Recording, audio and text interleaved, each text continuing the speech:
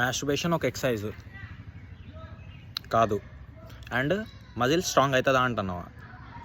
Masturbation వల్ల muscle strong కాదు bro. First masturbation చేస్తే చాలా హెల్త్ బెనిఫిట్స్ ఉన్నాయి.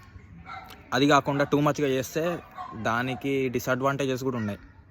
వీక్లీ వన్స్ అయితే okay, weekly 8 times or daily 5 times అట్లా అయితే చాలా ప్రాబ్లం అవుతుంది.